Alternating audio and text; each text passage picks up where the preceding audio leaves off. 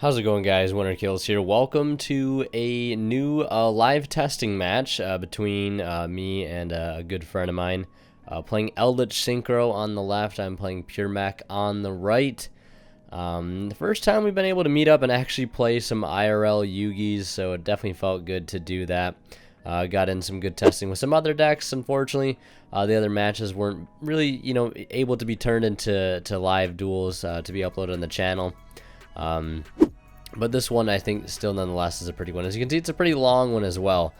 He goes first, passes. I set one, pass it back to him. As you can see, he's sort of going into the normal needle fiber play, Halka-Fibrax play. I do have the Phantasma as a response. Trying to, of course, use it early on in the combo here to try to draw in any more hand traps, possibly before any later parts of his combo. Possibly try to see something like Valor for the Auroradon. Because it's obvious where this play is going. Eldlich have adopted the very splashable Needle Fiber and Friends package to sort of add on top of the board they already put out, which is already grindy and defensive enough as is. But when you add a Herald and a Borreload Savage on top of that, obviously it gets a lot harder to deal with. There was even a combo we were talking about pulling off, which involved making True King of all calamities using the Trishula Synchro and the Trishula Fusion, which is a play that we had thought up.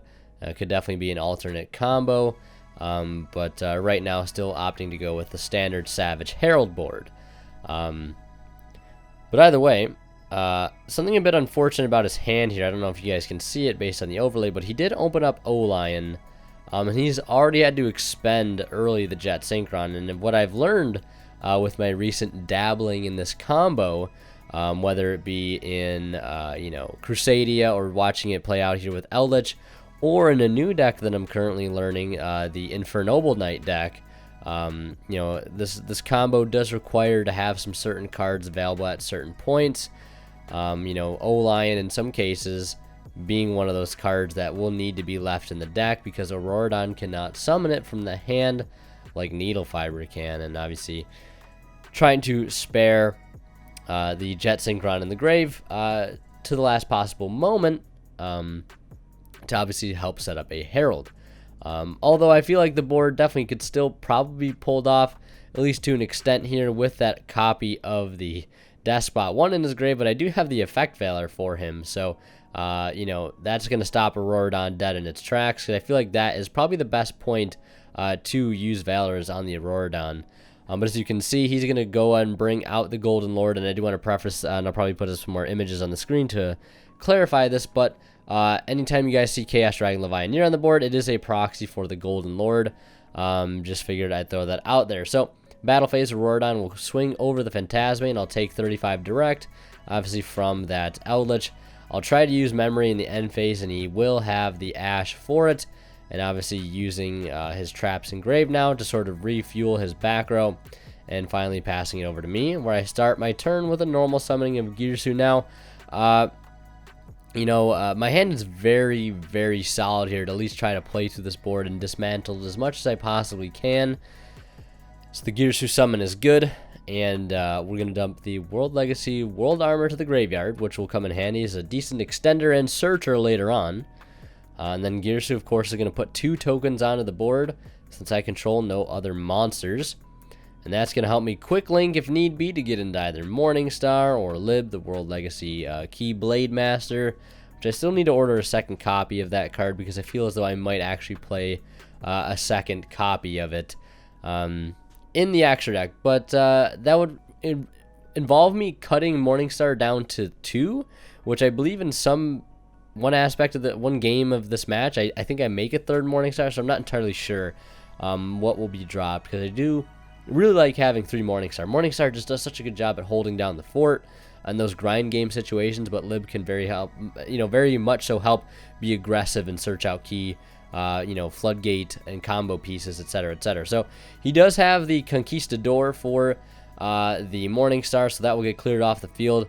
Of course, it is non-targeting destruction. So it is very, very powerful. And I'm going to start by playing the World Legacy Key here.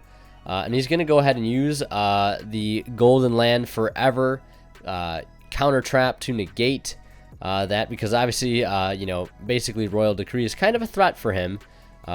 Jenny's Zone and Mekk-Knight is in, so he will have to burn that negate there, which will allow my purple Nightfall to go through to get a search here. And I think I go for yellow or red. I go for red here, because I'm trying, again, to clear through as much of his board as I possibly can, because I know with this deck, the grind game that it has and the resource recursion that it has in the grave with its traps, that is sometimes imperative to try to kill the deck as fast as possible, to put on as much pressure as possible to ensure they don't have an easy time coming back the following turn. So I do have Instant Fusion, which is nice, opening up the one of Instant Fusion, especially now that the counter trap is gone. So I'll take that.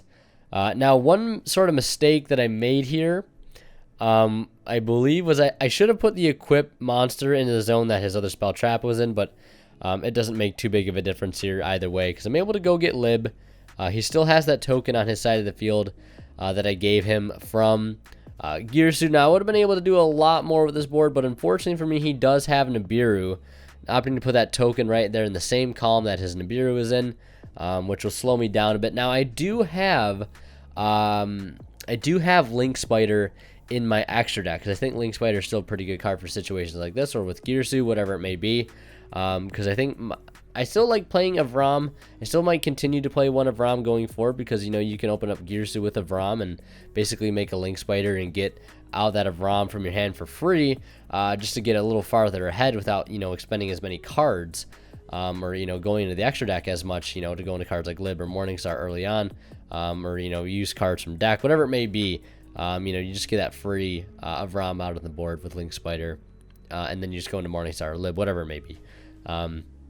It's a little simpler, a little more streamlined, but again, that would require you, of course, opening the one of Avram with, you know, the Gear Suit play. So here I'm debating whether or not I want to put out this Red Moon, but obviously he does decide to use the Scarlet Sanguine, so that will not summon Chaos Dragon Leviathan from the main deck, but of course summon the Golden Lord. Again, that is a proxy. I'll preface this for the second time. That is a proxy for the Golden Lord. He hasn't had a chance to get his physical copies yet, but we'll be getting them very soon. He does have, I believe, one copy that a friend has for him, but it hasn't actually been able to physically pick it up yet. And then still got to get the other copy as well, because I think he's only playing 2 in his current build. And once his build is complete, I'll be happy to bring you guys a deck profile for it on the channel. So his turn is going to start with a normal summoning of O-Lion, banishing the Sanguine to grab, I believe, Haquero, or however it's pronounced, from the main deck, and set that back to his board. Now, again, after, of course, getting rocked, really not leaving me with too much else to do other than the set copy of Memory that I have and this Nibiru token, I'm staring down, you know, 2 Golden Lords, an O-Lion, and a Nibiru token with 0 defense. So, you know, I'm able to bring out at least Yellow Star here to block a little damage, right? But, you know, with having 35 left, it's still going to be game outright, unfortunately. So we're going to head into game 2, and as we do, of course, a quick shout out to our sponsor over at Imperium Duelist. If you guys are interested in this Demon Slayer playmat that we are using, you can get it on their website right now for 10% off using that discount code WinnerKills10off at checkout. Of course, you guys are interested in picking up any sleeves, deck boxes, dice like the ones we're using here. They also have them available as well. And again, you can get it all for 10% off with that discount code WinnerKills10off and support the channel in the process. And of course, if you're buying any cards on TCG Player, do not forget to use that affiliate link down in the description below. But either way, opening up Gear Suit here, game 1, as I opt to go first this game, because I'd rather not have all his traps be live as I sort of play out my first turn. He does have the Ghost Mourner and Moonlit Chill on that copy of Morningstar, so I will lose out on a search, but it's not too big of a deal, as of course I have resolved Gear Suit this turn, and I will be able to get to Lib, which will help me sort of catch up a bit on those missing searches, or that missing search that I didn't get off this Morningstar here. But it will cost me a bit of life points, of course, because of the burn effect that Ghost Mourner does offer. The monster that negates, if it does leave the field, you will take the damage, so that will drop me down to 6,000 life points. And gonna go into Lib the key, or the World Blade Master, or the Key Blade Master, and that is gonna set Succession, and I'm able to activate that Succession. bring back the World Legacy World Armor, and of course that's going to get me another search of a World Legacy spell or trap. So I'm not sure what I end up grabbing here. I do have Nibiru, I believe, and Valor in hand as well. So feeling pretty good with my hand. Now I'm going to grab the copy of the World Legacy Secret. And I believe I have a follow-up here with purple. And then purple, I believe, is going to end up grabbing me indigo as another purple flies out of my deck. Yeah, so I grabbed the indigo, and with, the help of Girsu having that column already created, we're going to link off the the indigo and the world armor for a copy of Morningstar and head right into Avermax, which is great. And Avermax, pretty strong turn 1 consistent monster you can put out with this build. Usually backing up with a little more, floodgate hate, possibly having something like, memory to back up this secret.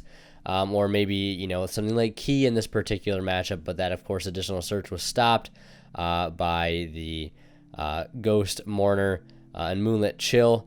But either way, he does have Magician's Souls, which will dump, I believe, the Apprentice Illusion Magician out of his deck, and then he does follow that up with an Upstart. Not going to use the Magician's Souls effect here, though, just going to opt to link it straight into Linkuriboh, and he's going to set 2 here. And that might be it for his turn. Now, of course, I do have the opportunity to be able to use that memory in the end phase, but there's no real need to. I top that key for turn. Now, I do, it basically is forcing him to activate the rest of his traps in succession here before key resolves. So Hikaru will come out, and, Scarlet Sanguine will resolve first, and then Conquistador, rather. Conquistador will be able to pop without targeting. So that is really unfortunate. Now, either way, I feel like I could have technically chained the memory, but I don't think it would have made too big of a deal here. I'm still able to shuffle back his Golden Lord into the deck, just so he's not able to have that freely circulating between his field and his grave. Although he does have other cards that he can easily access it out of the deck, he will have to try to find those cards first. But I pretty much have established right now what I want established, and that is key with a memory and a purple on board. So I go into battle phase here, make sure I bring back the indigo the same column that the Linkuriboh is in, so he cannot negate. Or if he does negate, I still get a full attack. Or attempt to negate, I still have a full attack monster to be able to do more damage with, as you see me do there. So I swing for 25 with the purple, and I pass it back over to him to leave hit to see if he can try to follow up here. I could have used my purple Nightfall during that turn to try to get a search, but I feel like I'd just rather wait. I should have gotten a search off my purple. I don't know why I didn't. I should have just gone for like Girsu, normal Girsu, dumped the World Legacy World Chalice, and sort of continued from there. But I feel like I'm in a pretty good spot right now. He sends off Hikaru to try to get a draw off the Magician's Souls, and I have the effect Valor for it, so I don't even need to use the Indigo, move zones effect, since I do have the effect Valor to boot. Now, end phase is going to roll around here, and I'm going to try to use purple, and he has Ash Blossom, so it's not even really making too big of a difference here. And he will use the Hikaru Engrave to go ahead and grab the Scarlet Sanguine, and to get the white Elixir, which summons from hand or grave, I believe. And then I'll end his turn there. So I know where his one trap is. I'm going to use purple right off the bat. And I believe this is going to grab me Blue Sky. Making sure all of our columns are in line. Make sure that it is known that my memory is placed in the far right column. At least it's where I intended it to be placed. And that's where Blue Sky will be summoned, because I know that's right where that trap that he has set is. I believe it's the Scarlet Sanguine. And blue will get me Girsu. Girsu will get me the World Legacy World Chalice into the graveyard again. I know it's cut off. I do apologize for that. First time actually filming a live duel in a little while, so still getting used to, setting up all the proper angles and everything. So on the attack of that Magician Souls, he's going to bring out the Linkuriboh. And I'm going to slide over the Gears into that column just to make sure it can't do any funny business. So he'll take the damage of 15, which is better than taking the full 18 if he would have just left the Magician Souls there. I'll attempt to swing in for 2k with the blue. He's going to use the Scarlet Sanguine. It will get negated, but he's just doing that just so he can get it in the grave, and he's going to use now the White Elixir to get the Golden Lord out of his hand to prevent from taking, lethal damage here with that Indigo. Now in main phase 2, deciding what my next move will be. I do have the opportunity here. I think this is where I was contemplating a second lib. Because I do have the opportunity to make it. I would love to just be able to go freely get a World Legacy's memory right now, because that would help out greatly with being able to quickly tutor out Indigos or any Mekk-Knights that I might need for my deck. So I have to sort of go plan B here and go for Galatea with that Girsu, the Orcust Mekk-Knight, and Blue Sky, as I want to try to clear this Golden Lord off the board, and that's what I'm going to do. So Dingirsu will send it off, and I'll pass it back to him with doing as much as I possibly could in that given turn. He's going to use the Scarlet Sanguine, or formerly known as the Red Splatter in the grave, to set the Haquero from the deck. Haquero will get sent off to add Golden Lord to hand, and then special summon itself. Just setting up his graveyard with some fodder now. Battle phase, he'll swing over the Indigo for a total of 11, since it is getting a 1,000 attack boost, putting it up to 35, which is already making it hard enough to deal with, and also cannot be destroyed by card effects either. So you're going to use the Elixir in the grave to go ahead and get another card, the Ever Golden Land Forever. I believe it's called Golden Land Forever. And I also end phase shift the Indigo to where I know that counter trap is, because I don't want to have to deal with that at all during my turn. So he passes it back to me. Purple comes back and do another zone right where a trap could possibly be. And at this point, I normal summon Eldlich here, and this was a bit of a lapse on my part. I normal Eldlich because I thought I could just go right into and I do have the Ash for that Scarlet Sanguine, which is nice. But I thought I could go right into Almirage, but, I forgot that the Dingirsu is actually taking up my extra monster zone. So I have to make a bit of a different play here to do exactly what I want, while trying to strategically at the same time keep his traps locked down. So I'm trying to link off Mekk-Knights and make plays and make room, while still keeping my Mekk-Knights in zones where traps are occupying, or traps are, occupying that column. Now here he's trying to make the decision after the purple is left the field of whether or not he wants to activate the other trap in the same column that Dingirsu is in. But the thing is, if he were to do that, I could chain Indigo, but then he could try to chain, the Golden Land. But if he does, it'll still get negated because Indigo still hasn't resolved, and Key would still say, hey, that trap is still trying to activate in the same column as a Mekk-Knight is. It will get negated. So he's going to try to use Conquistador there, and I slide over to negate. And again, if he would have responded with the Golden Land Forever while Indigo was still in that same column, it would have just fizzled away and gotten negated. So that's why you have to be careful when chaining multiple traps, in the column that a Mekk-Knight is in. Like that, even though it is going to move to a new column, it still hasn't moved yet. So the chain would follow as, Conquistador 1, Indigo 2, Golden Land Forever would try to be 3. Indigo hasn't resolved yet, still in the same column, etc., etc. So I'm going to link Indigo, Eldlich, and Dingirsu into a copy of the Blackluster Soldier link. And that's going to give him Eldlich, which will prevent him from putting out Golden Lord onto his field, which is pretty nice, and gets me a big 3k untargetable, indestructible boss monster that gives me a free target to run into on his side of the field as I swarm the field with more Mekk-Knights, Indigo and Red and Blue, and just try to put as much damage on now as I can. He only has 2,000 life, but I'm trying to make sure I can secure this game as as quickly as possible without any room for error. I do have a Nibiru in hand. I do have a World Legacy Succession.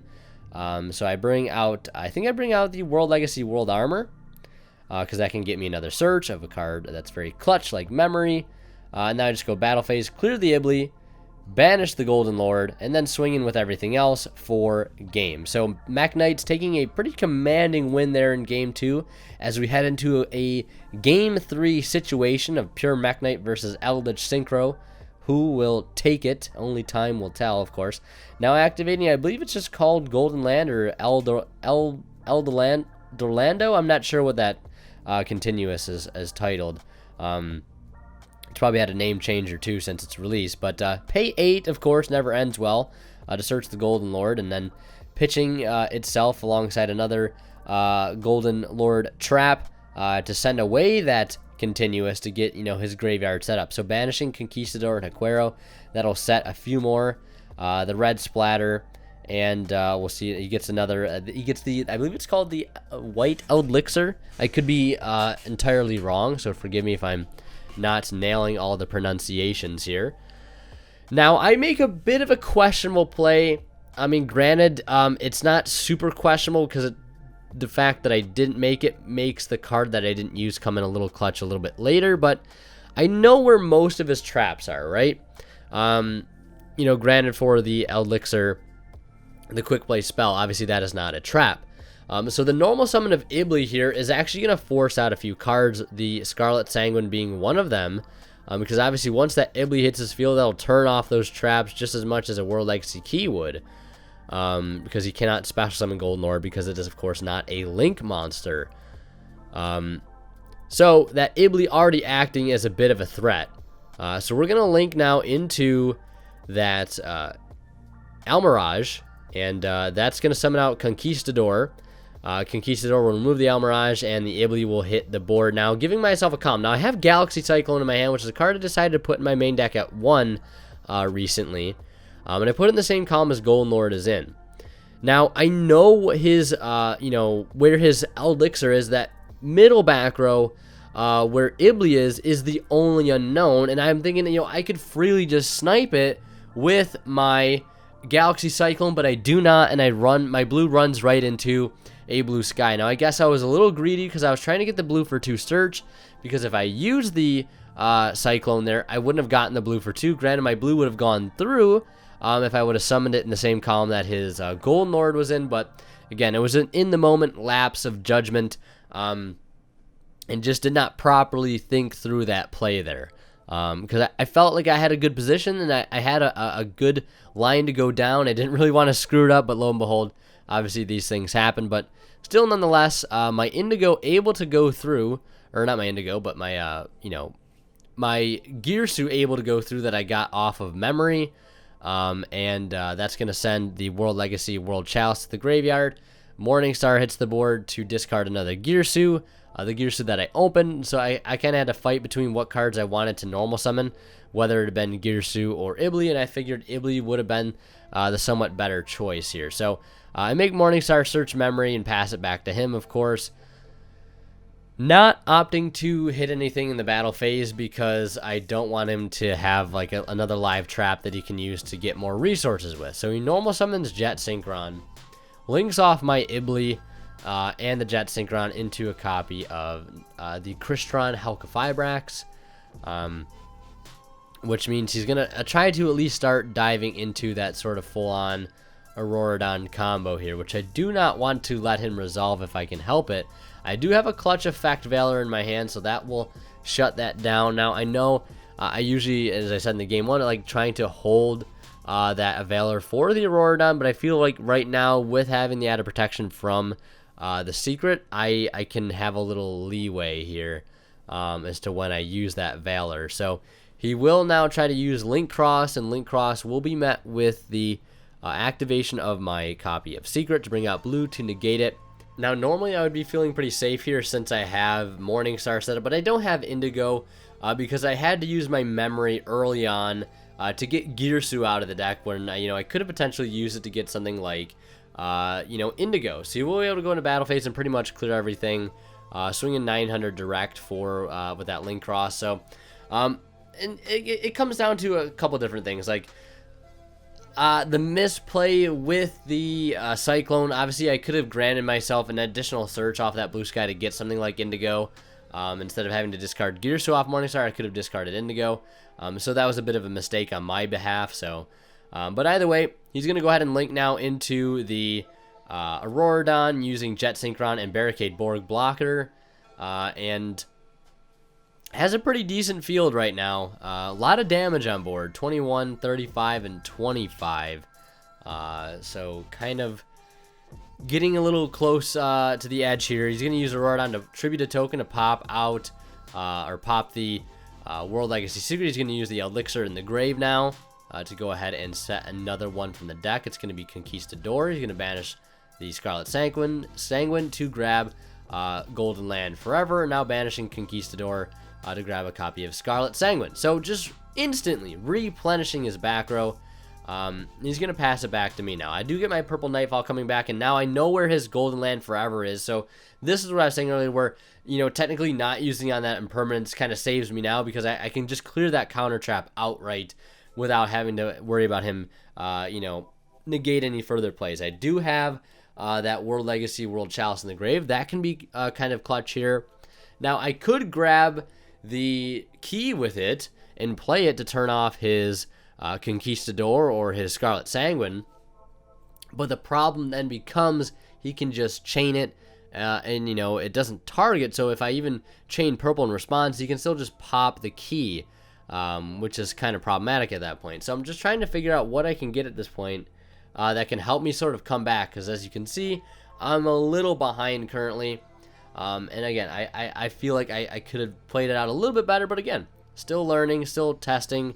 I have very little experience against Eldlich still, you know, and Adamantipator, those decks, and some of my first games actually playing back IRL in quite a while. I know I had the other match earlier with Photon versus versus Mekk-Knight, but again, still feeling pretty rusty without playing IRL Yu-Gi-Oh!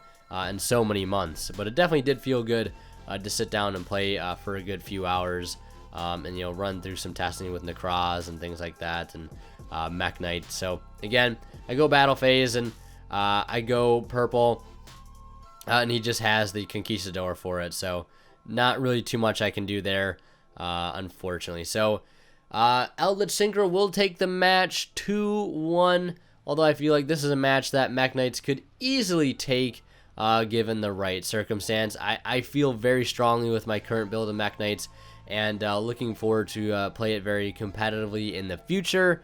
And yeah, willing and excited to share with you guys that journey, of course. So thank you guys so much for watching. Of course, now a special shout out to my Divine level channel members, Academic Thick, Travis Harris, and Zors. Thank you guys so much for continuing to support the channel as you have. Of course, it is greatly appreciated.